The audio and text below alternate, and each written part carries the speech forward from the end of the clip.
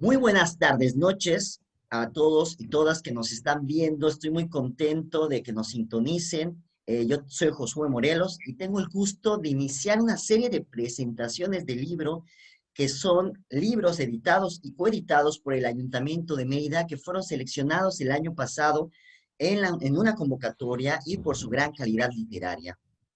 También estoy muy contento de que el primero de estas presentaciones pues sea un gran libro de un gran autor, un poeta yucateco inmejorable. Estoy hablando de Fer de la Cruz con su libro Sabotaje a la Che, más otros dos poemarios de humor neoquevediano.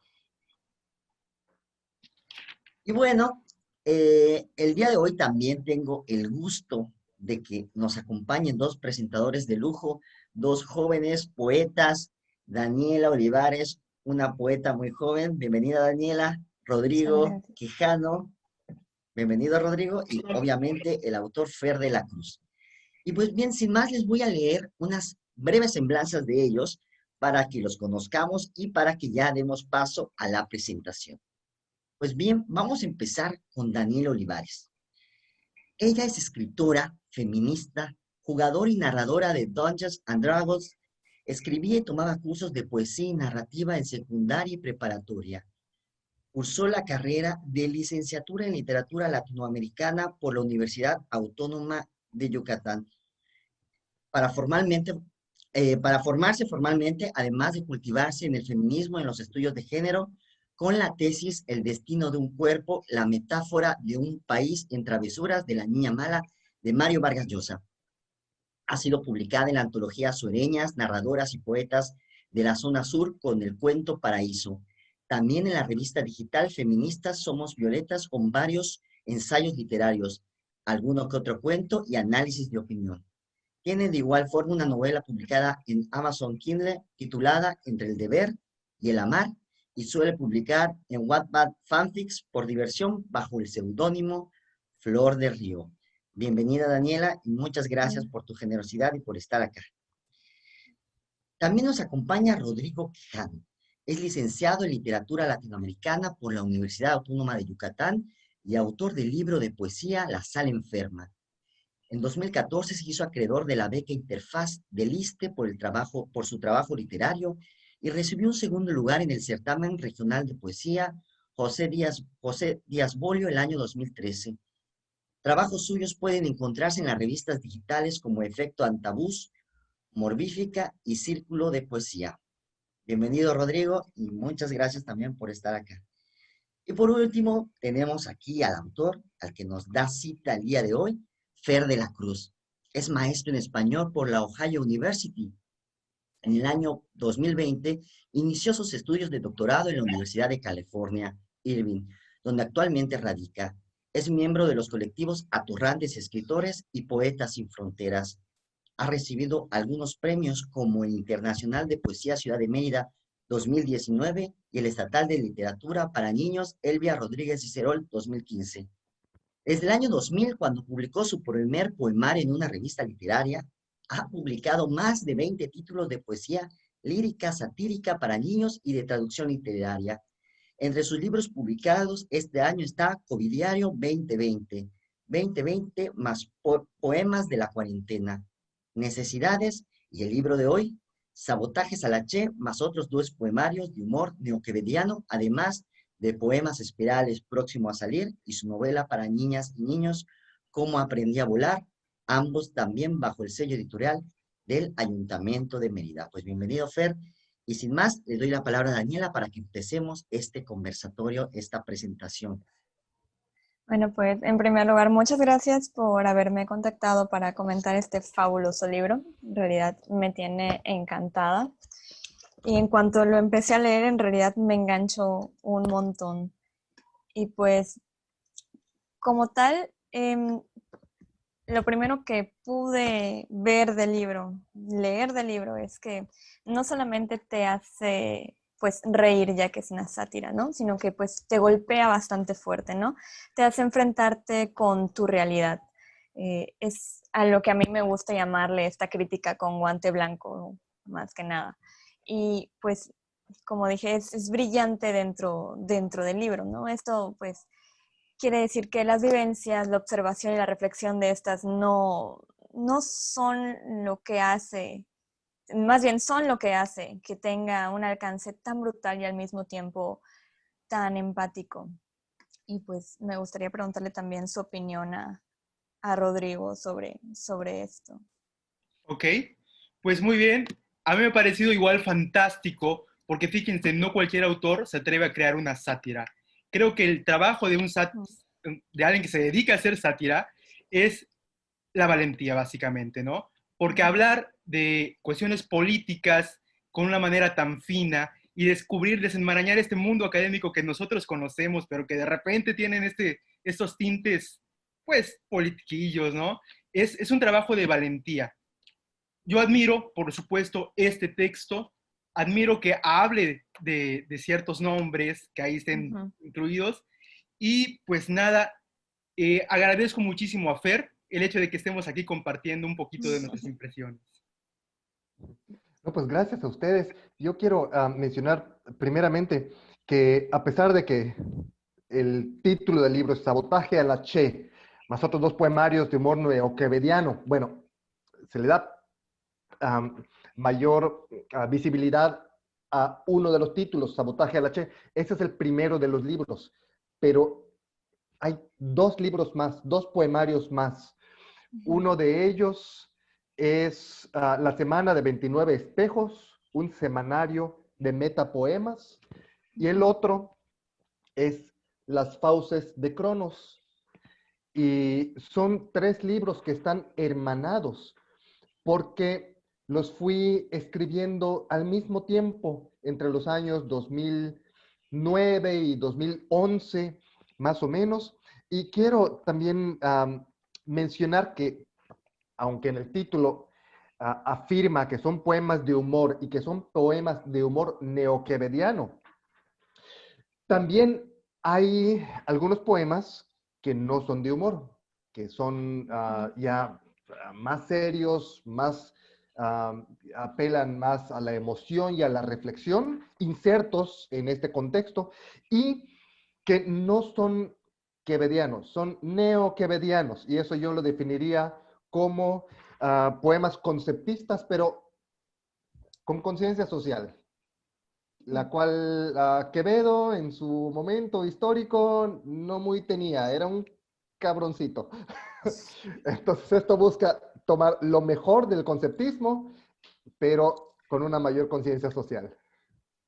Sí, me parece muy bien. Y me gustaría lanzar la pregunta. O sea, ¿el libro busca representar una realidad para muchos o ejemplificar la realidad del autor, aunque muchos se relacionen con esta, en realidad? No sé si me explico. Porque parece ser que habla, como dije, de vivencias, pero también me puedo dar cuenta de que algunas personas se podrían, como tienen esta empatía, o sea, se podrían relacionar un tanto con los poemas, como, ¿cómo se llama este? Como, por ejemplo, el Libre de Ratas, ¿no? Me gustó mucho, de hecho, ese también. Y el de Auto de Fe, que creo que los escritores nos podemos topar con esa pared, más que topar, chocar completamente con esa pared.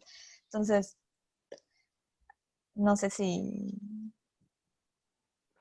Pues yo creo que son situaciones en colectivo que vivimos bueno, en nuestro México lindo y querido. Por ejemplo, uno de los motivos recurrentes es el del cheque que no sale. Eso yo lo padecí dando clase en una escuela pública de creación literaria. Mi cheque de septiembre en un año, en una ocasión salió hasta febrero. Y eso es criminal.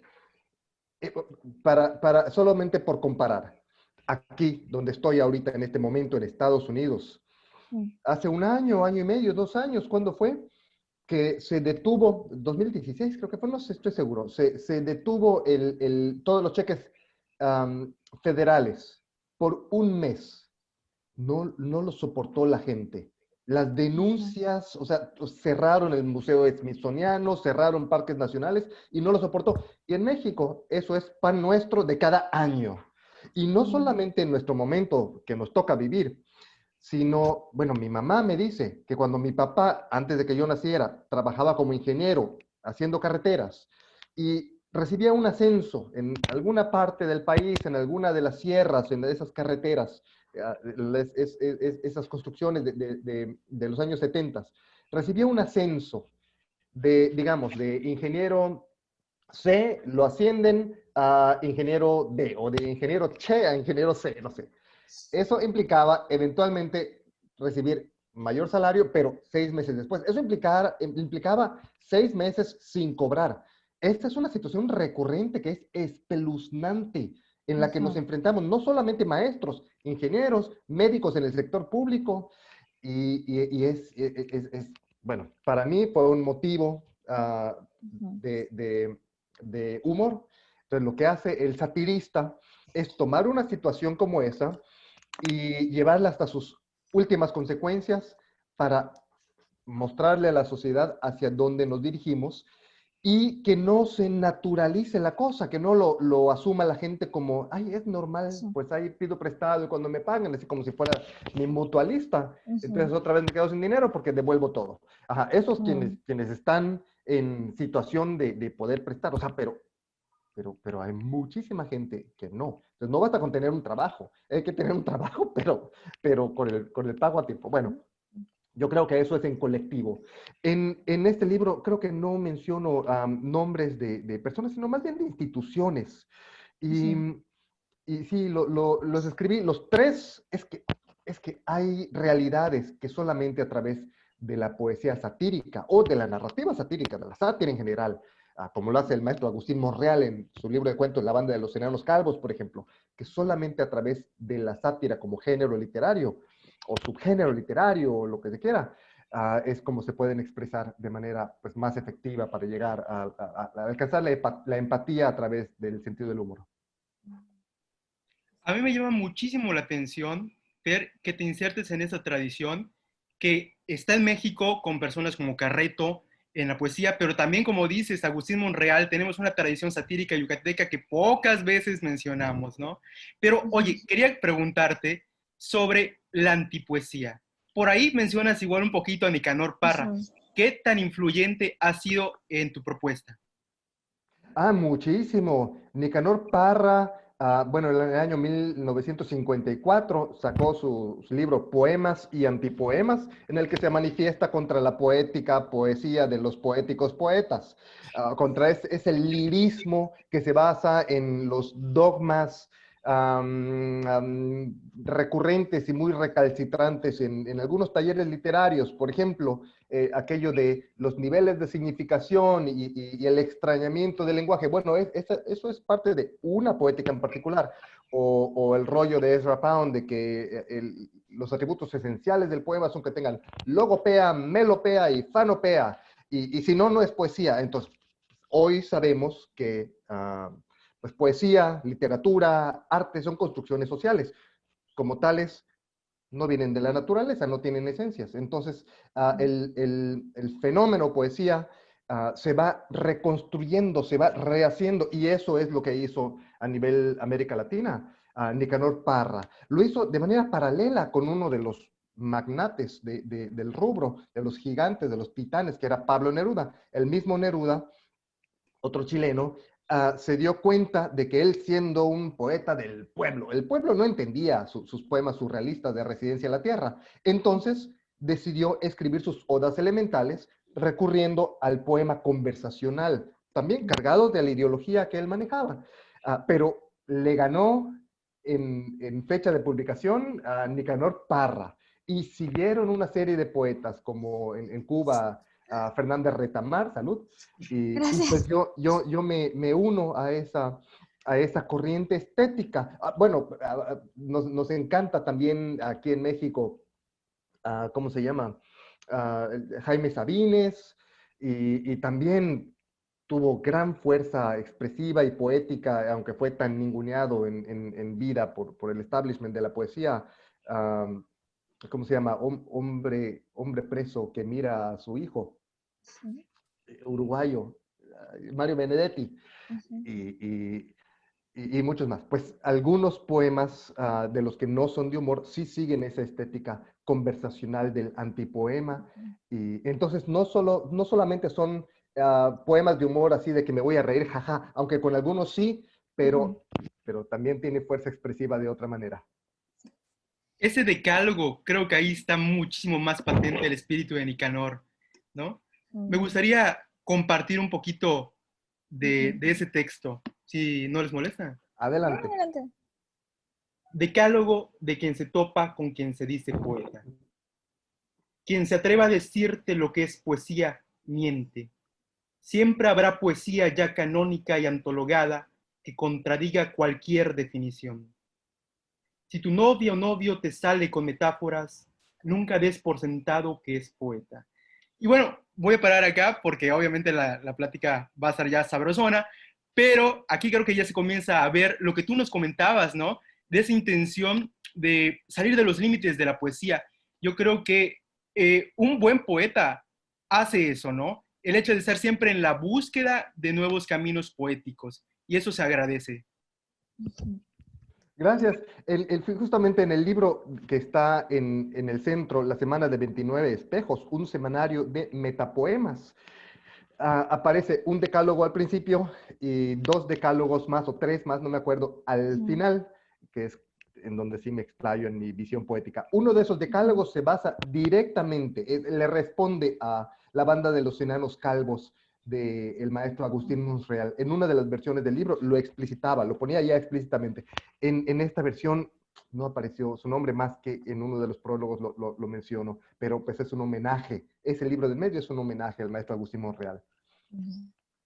Bueno, así como dices que dentro del libro hay otros 2 o 3 decálogos, de hecho, me parece que hay uno que contiene 13 puntos y hay otro que tiene 9, y pues me parece de hecho una forma de rebeldía fascinante, ¿no? El sentido de lo que es el decálogo, ¿no? Es como un rechazo al decálogo como tal, ¿no? Porque pues significa o sea, meterse con el sentido de la estética de esta palabra, o sea.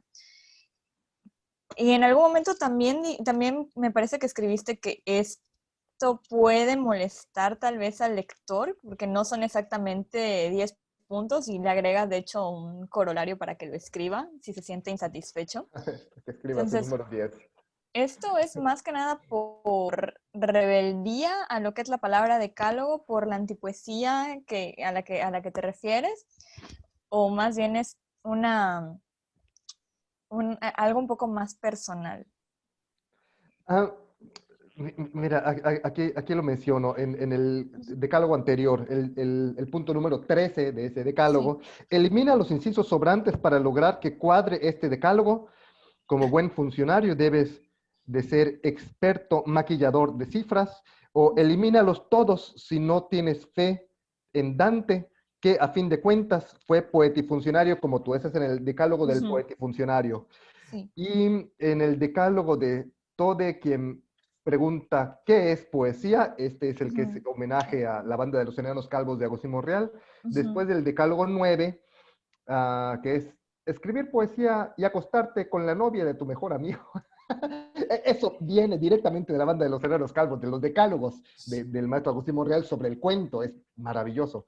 Nota, escribe un corolario si no duermes tranquilo cuando los mandamientos no son 10. Y el Ujú. corolario. Um, responde eso a tu pregunta.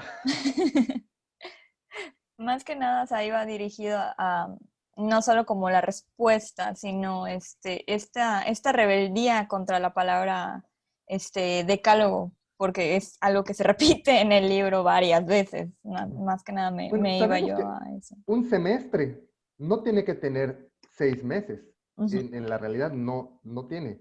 Y septiembre no es el mes séptimo. O sea, son argumentos que voy dando aquí en algunos momentos o notas de pie Ujú. de página y cosas así. Ujú. Ok, ok. Y pues, este, regresando un poquito, si no, se hace mucho hincapié en la incapacidad de las instituciones para pagar en tiempo y forma, tanto a escritores como a maestros, sobre todo a estos segundos, ¿no? Por tu experiencia en que fuiste maestro en escuela pública. Pero hasta dan ganas de decir, ¿no? Si levanta la mano a quien no le han pagado durante N cantidad de meses, ¿no? Seguro más de una persona lo hará, ¿no? Entonces, ¿por qué una persona elige ser profesor o escritor aun cuando las instituciones le metan el pie o no valoren su trabajo de forma monetaria como se debe, ¿no? Entonces, cuando un escritor decide ser maestro, ¿viene de la vocación o más bien de la necesidad? ¿Cuál sería la opinión de, ahora sí que no solo la tuya, sino la opinión en general? Déjame te respondo una cosa antes de llegar a esa. Y si te digo, me repites tu pregunta y me la repites otra vez. Es Ujú, que estamos acostumbrados a vivir en una sociedad que le heredó muchísimo de la colonia. O sea, ese burocratismo tan terrible es herencia colonial. Por eso creo que la mejor manera de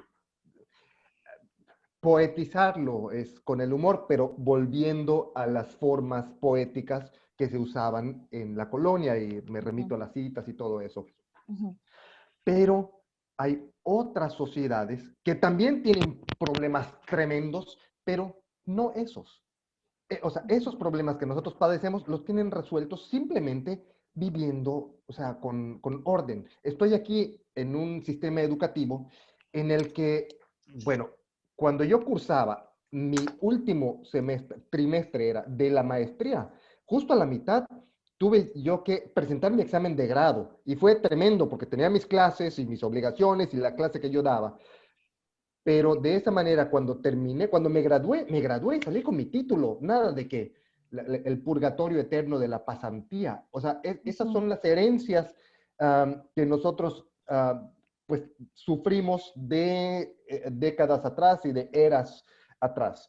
ujú. También eso de que, bueno, ahí después hacemos el papeleo, pero ahorita necesito que empiecen las clases, que métete a la clase y después vamos a ver si sale tu contrato.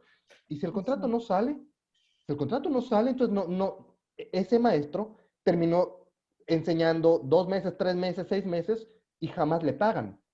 Y trabajar sin pago, perdóname, pero se llama esclavitud. Bueno, ujú, en el sistema educativo en el que yo estoy aquí, tuve que resolver todos mis problemas de mi situación legal y laboral ante, ¿cómo se llama? Ante recursos humanos. Comprobar o sea, la visa que tengo, la entrada legal, porque si no, o sea, no daba ni siquiera el primer día de clase y me ujú, regresaba a mi país o lo que fuera. Entonces, que nuestras instituciones se acostumbren a hacer las cosas en tiempo y forma. Primero de manera humana y luego, o sea, hacer el trabajo administrativo verdaderamente que no se dé esa situación de que ahí después te pagamos. Me gustaría leer un poema. Pero después, ahora sí, fíjate cómo pasó. Ya me acordé de tu pregunta. Si es por vocación o por necesidad, pues yo creo que como diría Forrest Gump, un poquito de ambos, pero sí tiene que ser ujú, mucho la vocación, el llamado, esta vocación pedagógica. Y ahorita que nos acercamos a las fechas de Halloween, Hanal Pichán, esas tradiciones otoñales, re bonitas, me gustaría leer el primero de los poemas del primero de los poemarios, Sabotaje a la Che, que se ujú, titula La Che se me aparece. Lo juro por las letras de mi nombre, la Che se me aparece. Escucho sus chirridos entre uno y otro sueño.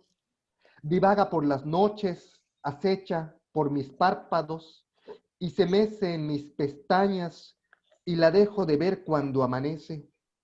No sabe que está ausente.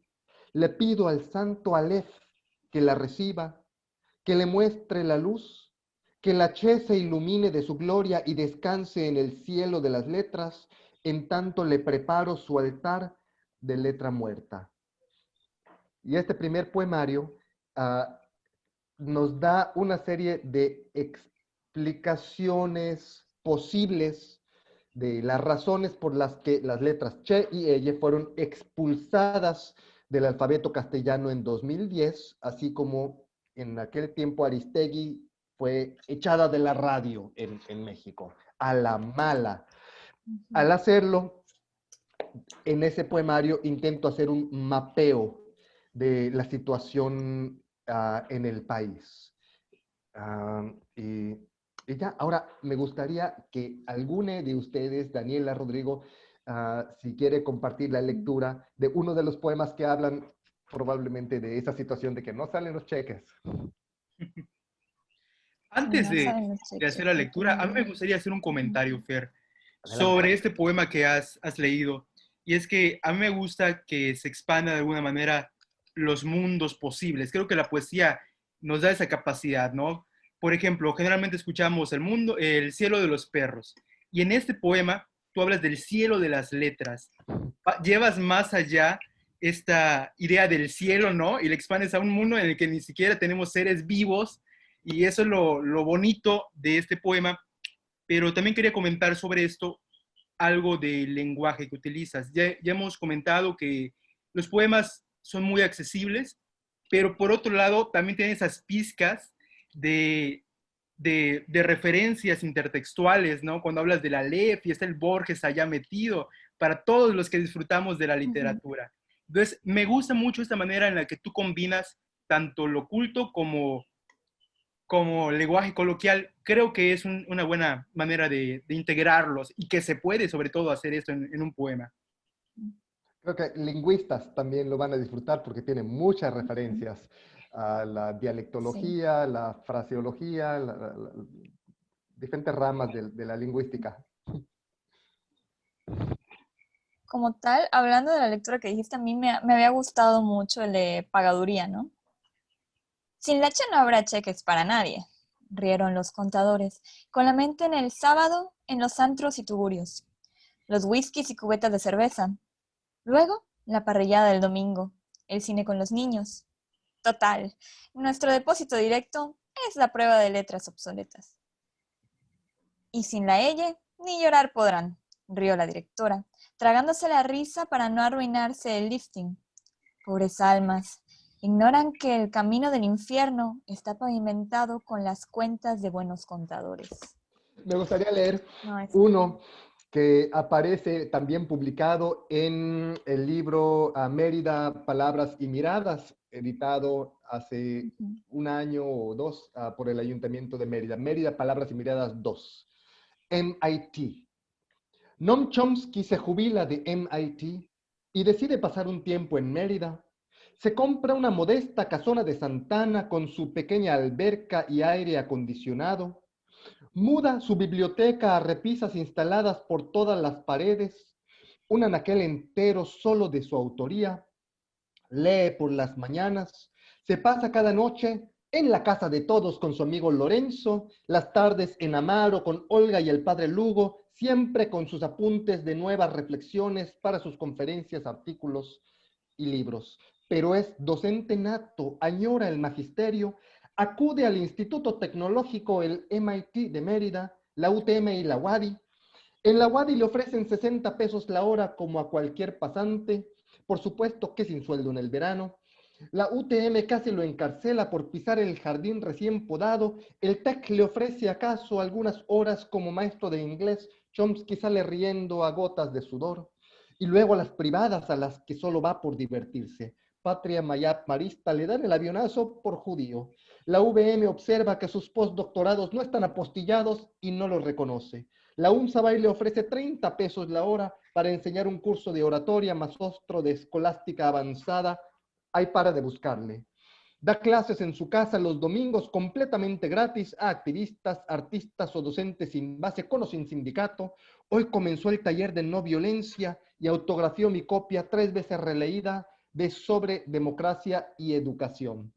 Ese fue MIT, una fantasía de Chomsky que muda a Mérida. No, sí, no, y me parece que en la parte del libro dices que al final se encontrará la democracia. Y no, es fabuloso porque no es el único elemento visual que tenemos.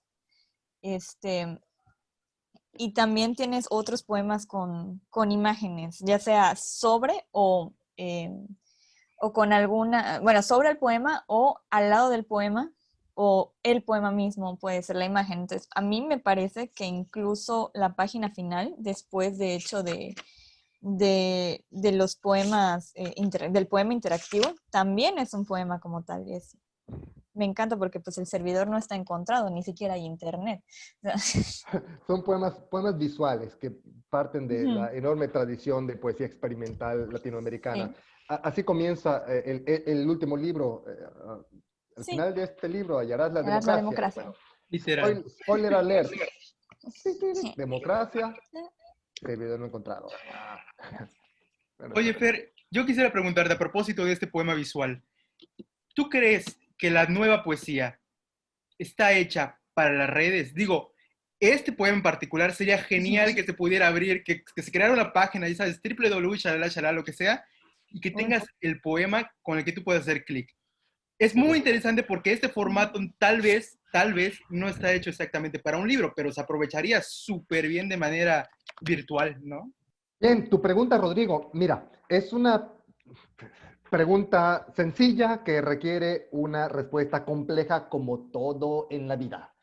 Mira, hay dos problemas o dos situaciones que son de difícil resolución en las ediciones o las publicaciones virtuales o en línea de poesía. El primero es que sus plantillas no están hechas para la poesía.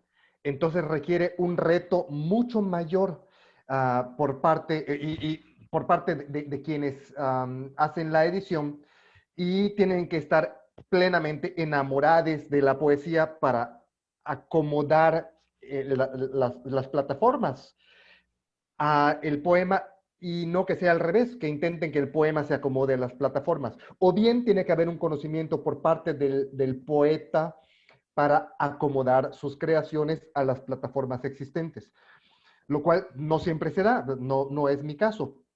Entonces, las plantillas. A ese respecto, yo sí puedo decir que, siendo que Sabotaje a la Che pues es un libro en físico, en papel, pero además está publicado en 5 formatos más, entre ellos Kindle, EPUB y otros más. La labor de la editora y revisora de estilo, la revisora de estilo, correctora de estilo, Alejandrina Garza de León, fue maravillosa, al igual que el equipo editorial de la editorial argentina Libros en Red, la cual saca el libro en coedición con el Ayuntamiento de Mérida. Fue un reto para todos, porque estos poemas que bien señala Daniela, forman parte de la tradición de poesía visual, una serie de poemas como aquí uno empieza a leer este poema y ¡plá! Se recrea como le sale una alerta publicitaria que termina siendo un poema. Bueno, reproducir esto en papel fue una cosa, pero en la red fue otra cosa. Entonces, el primer problema o situación es esa, el hacer que sea posible. El otro problema es uno que señaló el doctor Jacobo Cefami, mi profesor, en una clase que estoy llevando con él de poesía latinoamericana del siglo XXI, es que hay el riesgo de que el hospedador en red no se mantenga, no es algo permanente como el papel. De repente la institución o el grupo que lo pagaba se queda sin fondos y desaparece ese hospedador. Entonces, la poesía que se publicó termina siendo efímera. Ok. Bueno, como la parte de riesgo, entonces hay que medir hasta qué punto la parte beneficiosa, que son todas las posibilidades visuales y de interacción que se han dado, valen la pena. Nada más que hay que concebirlo como trabajos potencialmente efímeros. Y es la realidad que nos toca vivir en esta era de la comunicación o como le quieran llamar ustedes. pero creo que es una invitación que nos haces a todos los creadores de explorar las nuevas tecnologías, ¿no? Yo imagino, por ejemplo, libros con códigos QR que puedan hacer estas funciones que Sí. estás comentando. Sería maravilloso. No sé Sí. qué, si tienes algún comentario, amiga Daniela. Pues como tal, con con estos poemas visuales se me hace siempre bien interesante cómo muchas veces no se utiliza, ¿no? A menos que se quiera tener un mensaje muy específico, ¿no? Y me pareció bastante interesante el que dijeras, no, pues estaría padre que pusiéramos que este link que sale aquí se abriera en la computadora y se abriera el poema o se abriera la misma imagen. O incluso la imagen escaneada que se convirtiera en un meme. Un meme mismo puede ser un poema también. Eh, y la parte que se me hizo aún más intento buscar una palabra que no sea interesante porque creo que ya lo usé mucho, pero me llamó mucho la atención el hecho de que hubiera tantos poemas interactivos, poemas donde tú puedes agarrar, que una de las cosas que nos dicen muchas veces, ¿no? A los escritores, que es que tú no puedes agarrar y rayar el libro porque es sacrilegio en la tostada, bla, bla, bla. Pero este poema en el corolario, por ejemplo, puedes agarrar y escribir el corolario. Estás escribiendo sobre el libro. Tienes poemas interactivos al final del libro, donde puedes hacer tu propia sátira, tu propio poema satírico. Eh, Me gustaría preguntar más que nada, eh, por qué decidiste que incluirías estos poemas interactivos en el libro, aparte de los elementos como el corolario, para que el lector pueda escribir sobre el libro, o más bien, ya diría yo, sacar la sátira del libro mismo, ¿no? Bueno, ¿No? esta ¿Sí? es una ¿No? Sí. herencia directa de la antipoesía de Nicanor Parra. Ujú, Él manejaba esas cuestiones interactivas, de léala como quieras, escribe, o sea, ujú, cosas así. La invitación directa a la participación activa del lector en la construcción del poema. Y también de Raúl Renán, ujú, nuestro queridísimo maestro Raúl Renán. Él también interactuaba con su poesía, interactúa con el lector, de manera que puede leer el poema de arriba para abajo o de abajo para arriba. También este libro es un homenaje a los ujú. experimentos tan bien logrados y tan maravillosos de Raúl Renán. Y pues, como tal, siguiendo esa línea, ¿no? O sea, ya que al final del libro no se encuentra la democracia, porque pues evidentemente no está aquí.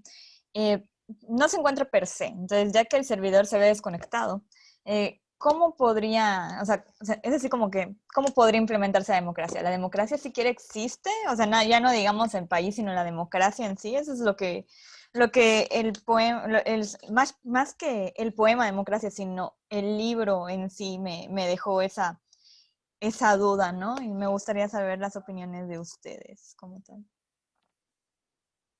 Pues este Bueno, libro fue, no, no, adelante, voy a adelante. decir rápidamente, el libro fue escrito en un sexenio en el que la democracia fue sumamente cuestionada en Yucatán y en el país. Entre 2009, 2012, 2013, por ahí. Ujú, Y actualmente esa pregunta adquiere una vigencia tremenda porque en un montón de países del mundo estamos viendo que están regresando los regímenes totalitarios e ujú, incluso en países desarrollados o de un mayor nivel de desarrollo están regresando las reacciones políticas, o sea, los grupos reaccionarios, la ultraderecha y los grupos fascistas y neonazis y de supremacía de esto, de lo otro, ujú, están agarrando mayor poder político y muchos analistas se están preguntando precisamente eso, si la democracia está en ujú. peligro. Así que no tengo la respuesta, pero creo que este libro sí está en sintonía con estos tiempos. Ujú. A ver, Sí. Rodrigo, quería decir algo, Sí. perdón. Bueno, a mí como creador me gusta muchísimo el hecho de que se dejen los sentidos abiertos. En este caso, yo creo que el hecho de que la democracia esté en duda es maravilloso porque nos da muchísimas posibles respuestas, ¿no? Tantas como lectores hayan. A ti, no sé si te ha parecido que quedó la democracia de una manera diáfana, quizá casi flotando en el aire, ¿no? Y eso me parece un buen efecto que está en el poemario. Ahora bien, a mí me gustaría voltear la conversación hacia otro lado, hablando otra vez acerca de los géneros, pero en este caso, el género de las instrucciones, muy cortasariano, ¿no? Me parece que tienes un poema que me gusta mucho, es Recipe for Everlasting Love. Juro que, oh, por Dios, ¿no? Es maravilloso, sobre todo esta parte donde utilizas el lenguaje formal, hablas en segunda persona, así muy pomposo, normal, pero, ojo, las situaciones como, no quiero decir absurdas, tal vez no sé esa palabra, pero así de satíricas están presentes ahí en este poemario, ¿no? En este poema en particular, ¿no? Cuando dice, por ejemplo, envuelva las situaciones en servilletas que absorban cada gota de rencor y melodrama. ¡Oh, por Dios! Esa parte me gusta muchísimo. Bueno, entonces, para concretizar esta idea, Fer, ¿qué tan importante ha sido para ti Cortázar o el género de las instrucciones en general en este poemario? Fue bien importante, no solamente por las instrucciones de Cortázar, sino también este poema en particular lo escribí durante un taller con Mónica de la Torre en los talleres de los US Poets in Mexico, poetas estadounidenses en México, que coordinaba por muchos años Sheila Lanham, y la sede fue Mérida, la ESAI Artes Visuales en particular. Y en esa primera ocasión, en ese primer año, tomé taller con Forrest Gander, con Mónica de la Torre y con otros más. Y allí en ese taller fue donde escribí varios de los que fueron los primeros poemas de este libro. Y allí arrancó otra vez mi producción poética, que estaba bastante varada a partir de que entré al programa de maestría en Ohio University, donde todos mis esfuerzos intelectuales y creativos se iban directamente a las lecturas masivas y a la elaboración de ensayos académicos. Yo ya esperaba que me pasara lo mismo ahora, que no es algo malo, la creatividad continúa. Este año 2020 fue de tremenda creatividad, ya escribí 3 libros, 2 de ellos ya están publicados, sobre poesía pandémica, pero ya estaba yo mentalizado para que al llegar aquí empezaba a concentrarme en las clases. Entonces, al llegar a Mérida en 2008, empecé a dar clases en la Escuela de Creación Literaria que se fundó, como profesor fundador, y después en el enero de 2009 fue ese taller maravilloso y fue un impulso buenísimo. Y parte de eso fueron precisamente los instructivos o las instrucciones. Quiero decir sobre ese poemario, ese poema que mencionas está en la semana de 29 espejos, un semanario de metapoemas. Fue el primero de los 3 libros que escribí, aunque, bueno, todos tienen vasos comunicantes y se interrelacionan uno con otro. Consiste en un poema o una serie de poemas para cada día de la semana, es un semanario. El poema del lunes es 1, luego la primera jornada, segunda jornada, un poema del martes y un poema más, son 2. Tercera jornada, un poema del miércoles y 2 poemas, o sea, son 3, y así va aumentando. Esa es la estructura de ese poema. Y también no quiero dejar de mencionar la relación con los paratextos del poemario, los paratextos refiriéndose a las notas de pie de página, los epígrafes, prólogos, epílogos, etcétera, como parte de un todo expresivo. Y me encanta que esos 3 libros estén publicados bajo un mismo título, porque se relacionan entre sí.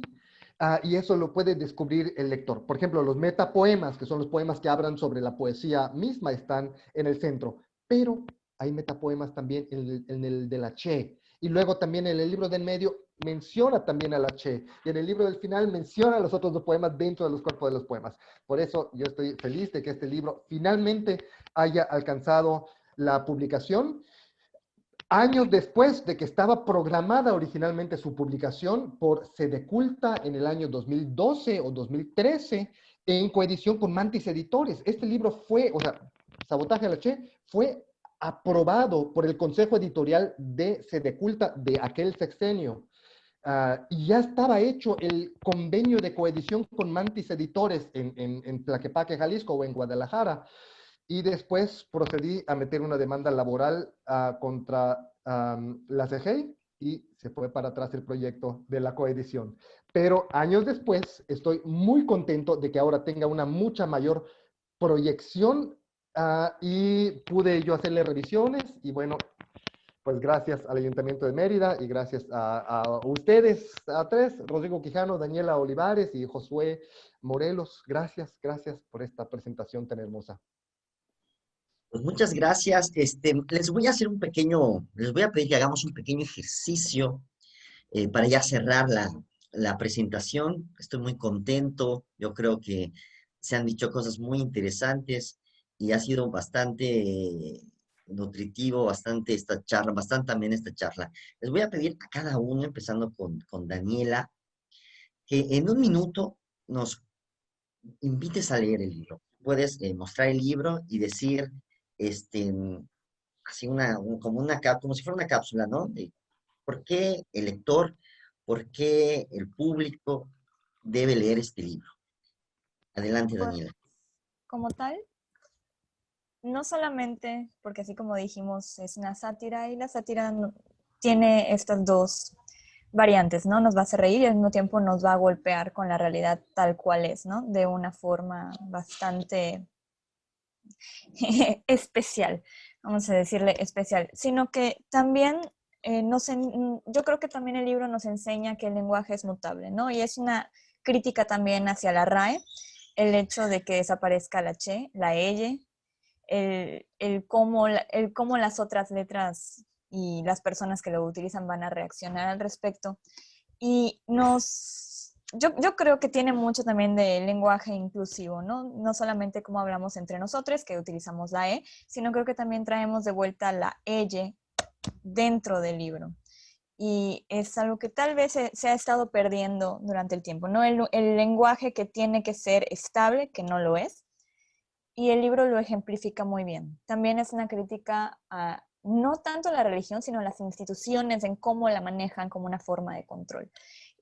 Y a mí me parece bien importante que el libro haga esa introspección en nosotros, qué hemos vivido, cómo lo manifestamos y también cómo lo han manifestado en nosotros, ¿no? Y el libro es un gran ejemplo de eso. Muchas gracias, Daniela. Rodrigo, tu turno en un minuto. Véndenos el libro. De acuerdo. Bueno, muy bien. Este libro es antes que nada una invitación al juego. Yo creo que todos nosotros estamos acostumbrados a la poesía solemne. Vamos a encontrar un refugio para nuestras lecturas en el libro de Fer.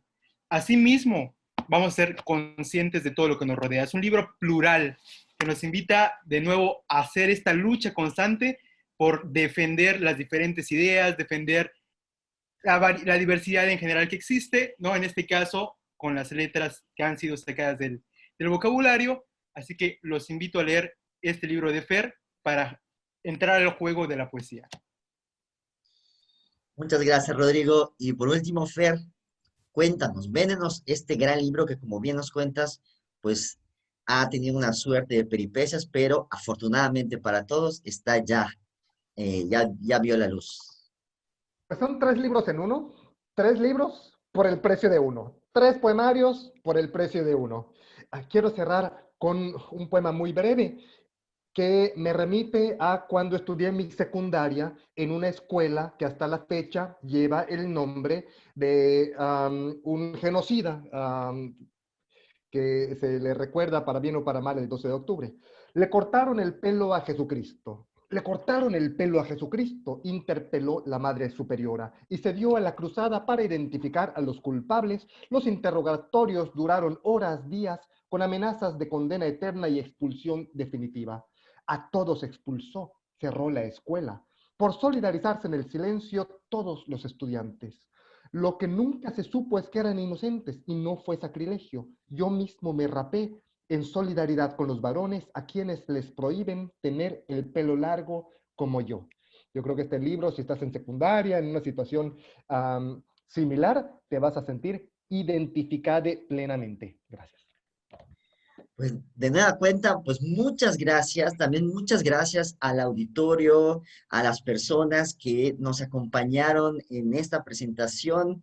Recomendarles muchísimo que lo vayan a comprar. Es El sabotaje a la Che, más otros dos poemarios de humor neoquebedianos del gran Fer de la Cruz.